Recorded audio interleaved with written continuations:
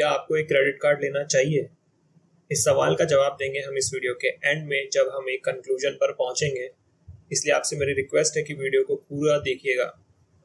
Video शुरू करने से पहले मेरी आपसे एक रिक्वेस्ट और रहेगी कि अगर आपको चैनल पर वीडियोस अच्छी लग रही है तो प्लीज़ वीडियोस को लाइक कीजिए, चैनल को सब्सक्राइब कीजिए, और अगर आपको मुझे कोई सजेशंस देने हैं तो प्लीज़ कमेंट सेक्शन में मुझे बताइएगा, ताकि हम आपकी ज़रूरत के हिसाब से वीडियोस बना सकें। तो टॉपिक पर वापस आते हैं। तो क्रेडिट कार्ड के फायदे नुकसान को जानने से पहले हम बात करेंगे कि क्रेडिट कार्ड एक्चुअल में होता क्या है। तो मैं एक बहुत ही छोटा सा डिस्क्रिप्शन देता हूँ। क्रेडिट कार्ड एक ऐसी उधार की फैसिलिटी है जो बैंक आपको प्रोवाइड करता है, जहाँ पे आप कुछ भी परचेज कर सकते हैं और भी कई तरह के एक्सपेंडिचर कर सकते हैं, जिन्हें एक फिक्स टाइम के बाद आपको बैंक को लौटाना पड़ता है। दिखने में ये एकदम लोन की फैसिलिटी है, लेकिन ये लोन से अलग है, क्योंकि यहाँ पे आपको एक फिक्स पीरियड तक कोई भी इंटरेस्ट देना नहीं पड़ता। अगर आप उस पीरियड के अंदर पैसा लौटा देते हैं तो आपको किसी भी तरह का कोई भी इंटरेस्ट देना नहीं पड़ता है। तो ये जो है एक इसका बहुत ही एडवांटेज होता है। लेकिन इसके लिए जो लिमिट है, एक्सपेंडिचर की जो लिमिट है, वो हर कस्टमर के हिसाब से बैंक अलग अलग देता है। तो वो उनके क्रेडिट स्कोर के ऊपर और उनकी फाइनेंशियल पोजीशन के ऊपर डिपेंड करता है, तो उस पर हम अभी डिस्कस नहीं कर सकते। तो अभी हम बात करेंगे कि क्रेडिट कार्ड के फायदे क्या है और नुकसान क्या है, और फिर लास्ट में हम एक कंक्लूजन पे पहुंचेंगे कि क्या आपको क्रेडिट कार्ड लेना चाहिए या नहीं। तो वीडियो स्टार्ट करते हैं। यहाँ पर हमने एक साइड में बेनिफिट्स लिखे हैं, तो एक साइड में हमने उसके नुकसान लिखे हैं। तो यहाँ पे आप देखेंगे तो इधर आपको कुछ फायदे दिखेंगे और इधर की तरफ हमने क्रेडिट कार्ड के जो डिसएडवांटेज हो सकते हैं वो लिखे हैं।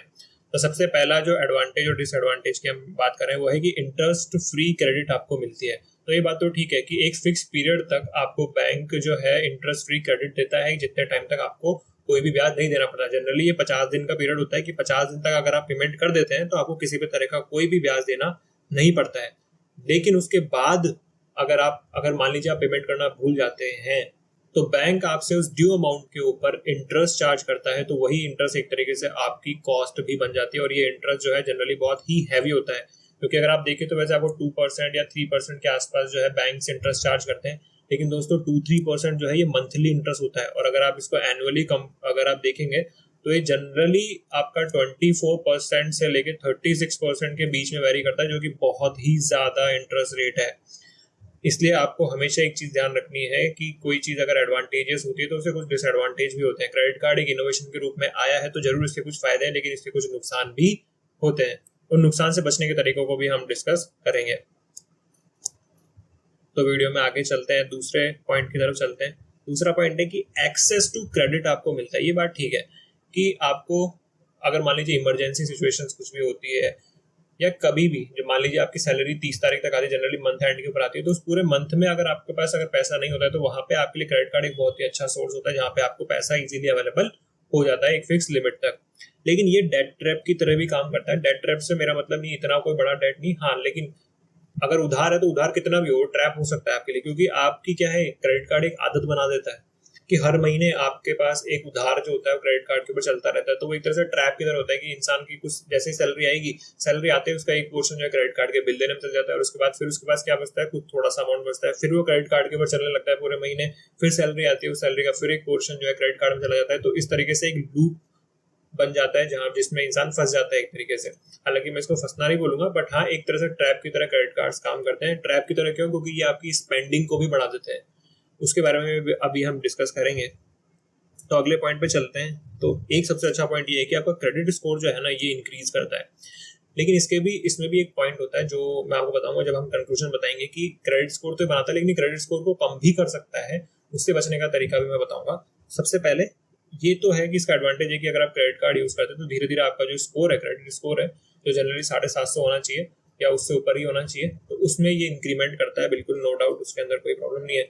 लेकिन हाँ, इसमें एक चीज है, अगर आपने देखा हो तो क्रेडिट के जिसके पास अभी क्रेडिट कार्ड है या जो यूज करता है तो उन्हें पता होगा, और नहीं है तो भी मैं आपको बता दूं कि मिनिमम ड्यू अमाउंट का एक सिस्टम होता है कि आपका अगर पूरा बिल है, मान लीजिए 10,000 रुपए का आपका बिल है, तो उसमें से बैंक आपको शायद 8,000 7,000 जो भी है वो लिमिट तक आपको बोलते हैं कि आप इतना पेमेंट कर दीजिए। तो ये जो अमाउंट है ये मिनिमम ड्यू अमाउंट है कि भाई आप इतना पेमेंट कर दीजिए। इसकी वजह से क्या होता है कि जो आपका रिमेनिंग अमाउंट होता है, उस रिमेनिंग अमाउंट पे आपको लगेगा कि हाँ, मेरे को सिर्फ इतना ही देना है, लेकिन ऐसा नहीं होता। अगर आपने जो पैसा नहीं दिया है, जो ड्यू रह गया है, रिमेनिंग अमाउंट जो रह गया है, उस रिमेनिंग अमाउंट के ऊपर जो बैंक है आपसे चार्जेस कवर करता है। तो आपको वो भी समझना चाहिए कि मिनिमम ड्यू का सिस्टम जो है ना, वो आपको परेशानी खड़ी कर सकता है। तो आपको हमेशा अपने जो बिल का है पेमेंट पूरा ही करना चाहिए। नेक्स्ट पॉइंट पे जाते हैं। तो ये अच्छा है कि अगर आप जैसे ई कॉमर्स फैसिलिटीज देखें कि आपके फ्लिपकार्ट है, अमेजन है, या और भी जितने सारे जितने भी ई कॉमर्स प्लेटफॉर्म्स हैं जहाँ पे भी आप शॉपिंग करते हैं, वहाँ पे ईएमआई फैसिलिटीज इजीली अवेलेबल हो जाती है क्रेडिट कार्ड्स के ऊपर। जो क्रेडिट कार्ड कंपनीज है वो टाई अप करती है इन ई कॉमर्स प्लेटफॉर्म के साथ और काफी सारे कैशबैक रिवॉर्ड्स वगैरह देती है, साथ में आपको ईएमआई की फैसिलिटी भी देती है, तो वो भी एक इसका प्लस पॉइंट होता है।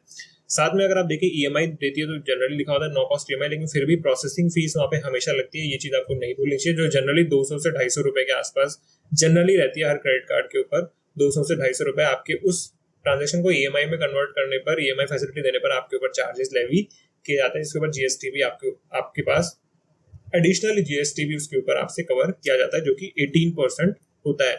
यानी जो भी आपकी मंथली इंस्टॉलमेंट्स आएगी उसमें जो इंटरेस्ट का पोर्शन होगा, उस इंटरेस्ट के पोर्शन पे आपसे 18% जीएसटी कलेक्ट किया जाता है। तो ये एक डिसएडवांटेज नहीं बोलूंगा मैं, हाँ, लेकिन आपको पता होना चाहिए अगर आप ईएमआई फैसिलिटीज लेते हैं तो वहाँ पे प्रोसेसिंग फीस और आपके जो इंटरेस्ट लगता है उस ईएमआई के अंदर जो इंटरेस्ट होता है। देखिए नो कॉस्ट ईएमआई का मतलब ये नहीं होता कि उस पर इंटरेस्ट नहीं होता, इंटरेस्ट का एक कंपोनेंट होता है। उस इंस्टॉलमेंट के अंदर भी एक प्रिंसिपल अमाउंट होता है और एक प्रिंसिपल के साथ आपका इंटरेस्ट होता है, और इस इंटरेस्ट के ऊपर 18% का आपके ऊपर जीएसटी भी चार्ज किया जाता है। तो ये चीज भी आपको ध्यान होनी चाहिए।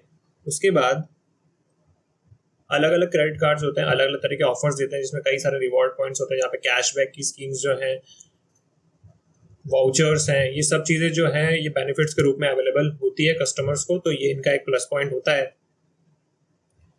साथ में रिवॉर्ड पॉइंट्स के साथ में एक चीज और आती है कि देखिए लेट फीस, जो मैंने कहा कि अगर मान लीजिए आप पेमेंट करना भूल जाते हैं, अगर आपने टाइम पर पेमेंट नहीं किया है तो आपके ऊपर लेट फीस, उसके ऊपर इंटरेस्ट, तो ये काफी सारे चार्जेस लेवी किए जाते हैं, जो कि बहुत हैवी चार्जेस होते हैं। आपको समझना चाहिए कि इसका जो डिसएडवांटेजेस पोजीशन यही है, क्योंकि अगर बैंक आपको बिना इंटरेस्ट के अगर आपको क्रेडिट दे रहा है तो देखिए बिजनेस तो इसमें होगा, सब कुछ चीज अगर फ्री बिक रही है तो इसका मतलब आपसे ही कुछ ना कुछ यहाँ पे वसूली की जा रही है। तो वसूली इसी रूप में होती है कि एक तो ये कि आपकी स्पेंडिंग बढ़ जाती है, और अगर इन केस कभी आप डिफॉल्ट कर जाते हैं, अगर आप पेमेंट नहीं करते तो आपसे यहाँ पे चार्जेस भी वसूले जा सकते हैं। तो बैंक कमाएगा तो सही, अगर उन्होंने ये फैसिलिटी आपको दी है तो कुछ ना कुछ तो कमाने का तरीका इसमें भी होगा। तो कमाने का तरीका लेट फीस के रूप में होता है, एनुअल फीस होती है, रिन्यूअल फीस आपको हर साल देनी पड़ती है, ज्वाइनिंग फीस देनी पड़ती है। जनरली क्या होता है कि आपको लाइफ टाइम फ्री बोल के कार्ड्स ऑफर कर दिए जाते हैं, उसके बाद अगर उसमें कुछ लिमिट्स एसोसिएटेड होती है कि मान लीजिए आपको हर साल में 1 लाख रुपए का खर्चा आपको करना है, अगर आपने वो नहीं किया तो फिर आपके ऊपर वो एनुअल फीस चार्ज करने लग जाते हैं, जो कि 600 या 1000 रुपए के आसपास जनरली चार्ज की जाती है, के बीच के अंदर ही आपसे वो अमाउंट लिया जाता है। तो ये भी इसके चार्जेस होते हैं, ये भी आपको समझना चाहिए। तो जब भी आप क्रेडिट कार्ड लें तो उनसे पूरी डिटेल उसकी लें कि उसकी एनुअल फीस क्या होगी, रिन्यूअल फीस क्या होगी, क्या कोई ज्वाइनिंग फीस भी है या नहीं, और साथ में अगर कोई लिमिट, कोई स्पेंडिंग लिमिट भी है कि आपको कितना फिक्स खर्चा करना पड़ेगा तो ही आपकी फीस माफ होगी, तो वो भी आपको उससे जान लेना चाहिए। तो ये तो मैंने 5 पॉइंट डिस्कस किए, जिन 5 पॉइंट के बेस पे हम मोटे मोटे जो भी डिसएडवांटेज और एडवांटेज है उनकी हमने बात की है। देखिए क्रेडिट कार्ड एक इनोवेशन है, तो फायदे तो इसके हैं, ऐसा नहीं है कि फायदे नहीं है, पर हाँ आपको नुकसान भी पता होना चाहिए। अगर आप कोई चीज को ले रहे हैं, किसी चीज में इन्वेस्ट कर रहे हैं, किसी प्रोडक्ट को यूज कर रहे हैं, तो आपको उसके फायदे के साथ साथ आपको नुकसान भी देखने चाहिए। मेरा पर्पस यही था कि अगर आप फायदे जानते हैं तो प्लीज नुकसान भी जानिए। तो अब हम इस वीडियो के कंक्लूजन पे पहुंचते हैं, जहां पे मैंने कुछ 4-5 पॉइंट्स लिखे हैं आपके लिए जिनको आपको कंसिडर करना चाहिए। देखिए क्रेडिट कार्ड को यूज करना है या नहीं करना ये पर्सनली आपकी चॉइस है, लेकिन मैं ऐसा कहूंगा कि देखिए आपको यूज करना चाहिए, कोई प्रॉब्लम नहीं है, इनोवेटिव चीज है, नई चीज है, आपको यूज करना चाहिए, लेकिन आपको सब्जेक्ट टू इन 4 चीजों को जरूर ध्यान में देना चाहिए। तो पहली चीज क्या है कि अगर आपकी फिक्स सोर्स ऑफ इनकम है ना, वो बहुत जरूरी है। अगर आपकी फिक्स सोर्स ऑफ इनकम नहीं है तो जनरली क्या होगा, जब बिल आपके पास आएगा तो आप, अगर हो सकता है मान लीजिए आपकी सैलरी फिक्स डेट पर नहीं आती, अगर आप सैलरीड पर्सन नहीं है तो आपकी जो इनकम है मान लीजिए वो वेरी कर सकती है, कभी लेट आती है कभी पहले आती है, तो उस समय उस केस में आप यहाँ पे डिफॉल्ट कर सकते हैं। कई बार डिफॉल्ट करने की पोजीशन हो सकती है जहाँ पे आप क्रेडिट कार्ड का बिल ना दें, तो उस समय आपके ऊपर जबरदस्ती एक एक्स्ट्रा बर्डन पड़ सकता है, एक्स्ट्रा खर्चे का जो है बोझ आपके ऊपर आ सकता है, तो वो भी आपको देखना चाहिए। दूसरी बात मैं स्टूडेंट्स के लिए तो कहूंगा कि स्टूडेंट्स को तो बिल्कुल ही अवॉइड करना चाहिए। देखिए क्रेडिट कार्ड का एक सबसे जो बड़ा डिसएडवांटेज होता है वो ओवर स्पेंडिंग होता है, चाहे आप मानिए या ना मानिए, लेकिन अगर आपके पास क्रेडिट कार्ड है तो आप जनरली ज्यादा स्पेंड करते हैं।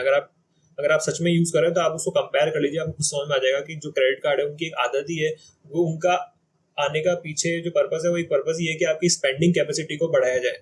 तो ओवर स्पेंडिंग तो यहाँ पे होती है, इसलिए स्टूडेंट्स के लिए तो मैं बोलूंगा कि स्ट्रिक्टली आपको यूज करना ही नहीं चाहिए, unless and until it is required. जब तक जरूरत ना हो तब तक यूज ना ही करें। उसके बाद आपको कभी भी फुल लिमिट उसकी यूज नहीं करनी चाहिए, जो मैंने आपको पहले कहा भी था कि आपका क्रेडिट स्कोर ये बढ़ाता है, जिस पॉइंट में हमने बात की थी कि आपका क्रेडिट स्कोर ये बढ़ाता भी है, लेकिन आपको हमेशा ध्यान रखना है आपको कभी भी क्रेडिट कार्ड की 100% लिमिट को यूज नहीं करना चाहिए। ये बहुत जरूरी है। मान लीजिए आपकी लिमिट 30,000 है, तो आप कभी भी 30,000 उसको यूज ना करें, उसको कम से कम 80%, 70-80% आपको यूज करना चाहिए, इससे ज्यादा आपको यूज नहीं करना चाहिए, ऐसा मेरा मानना है। इससे आपके क्रेडिट स्कोर पे फर्क नहीं पड़ेगा। लेकिन अगर आप 100% यूज कर रहे हैं तो आपका जो क्रेडिट स्कोर है वो बढ़ने के बजाय बल्कि कम होना शुरू हो जाएगा। दूसरी बात, जो मिनिमम ड्यू वाला सिस्टम होता है, मिनिमम ड्यू भी आपको कभी भी आपको जो पेमेंट करना हो तो पूरा ही कोशिश कीजिए कि आप पूरा ही पेमेंट करें। अगर आप पूरा पेमेंट नहीं करते हैं तो भी आपका क्रेडिट स्कोर जो है दोनों ही केस में क्या हो सकता है, कम हो सकता है। तो आपको ये ध्यान रखना पड़ेगा कि एक तो आपको पूरा लिमिट यूज नहीं करना है, दूसरी बात जितना हो सके आपको अमाउंट पूरा ही पे करना चाहिए। उसके बाद जो तीसरा पॉइंट है वो ये है कि आपको टाइम पर पे करना चाहिए। अगर आप टाइम पे करेंगे तो आप जो लेट फीस है, एक्स्ट्रा फीस है, इंटरेस्ट वगैरह इन सबसे बच जाएंगे। तो आपको रिमाइंडर्स यूज करने चाहिए। कुछ ऐसे ऐप्स हैं मार्केट में अवेलेबल जो आपको रिमाइंडर्स भेजते हैं, तो आप वो यूज कर सकते हैं। दूसरा, आपको अपनी स्पेंडिंग को लिमिट करना चाहिए। देखिए, ये एक जनरल पॉइंट है जिसमें मैं ये बात कहना चाहता हूँ कि क्रेडिट कार्ड है इसका मतलब ये नहीं है कि आप ज्यादा स्पेंडिंग करें। आपको अपनी पोजीशन समझना चाहिए, अपनी लिमिट समझनी चाहिए, आपको उसी के हिसाब से खर्चा करना चाहिए। क्योंकि जो मनी, देखिए, जब कैश हाथ में होता है तो खर्चा करने पर आपको वो फील ज्यादा होता है, लेकिन अगर मनी डिजिटल फॉर्म में होता है तो जो फील होता है पैसा खर्च होने का वो आपको पता नहीं चलेगा। इस वजह से आप कई बार ज्यादा खर्चा भी कर देते हैं। इसलिए आपको क्रेडिट कार्ड होने के बावजूद भी आपको अपनी स्पेंडिंग लिमिट जो है उसको कंट्रोल करना चाहिए। अनावश्यक रूप से आपको खर्चे नहीं करने चाहिए। ये तो एक जनरल एडवाइस रही मेरी। बाकी अगर आप इन सभी पॉइंट्स को फॉलो करेंगे और अच्छे से फॉलो करते हैं तो मैं समझता हूँ क्रेडिट कार्ड एक बहुत अच्छा ऑप्शन है। इंटरेस्ट फ्री क्रेडिट है, आपको ब्याज भी नहीं देना पड़ता, इमरजेंसी के अंदर आपको अच्छी फैसिलिटी मिल जाती है, आपके क्रेडिट की जो आपका जो बजट है वो एक तरीके से बढ़ जाता है। दूसरी बात, इन फ्यूचर अगर आप कोई लोन लेना चाहते हैं तो उसमें भी आपकी बहुत अच्छी हेल्प यहाँ पे हो जाती है। तो एक ओवरऑल अच्छा सोर्स है क्रेडिट कार्ड, बट आपको उसकी फ्लिप साइड भी जाननी चाहिए। तो आई होप आप उनसे अवेयर हो गए होंगे। इससे रिलेटेड अगर आपके कोई भी क्वेश्चंस हैं तो प्लीज मुझसे कमेंट सेक्शन में पूछिएगा। और वीडियो अच्छी लगी हो तो प्लीज वीडियो को लाइक कीजिए, और अगर आपको वीडियोस पसंद आ रही हो तो प्लीज चैनल को सब्सक्राइब भी कीजिएगा। ये मेरी आपसे रिक्वेस्ट है। तो मिलते हैं नेक्स्ट वीडियो में। Thank you so much.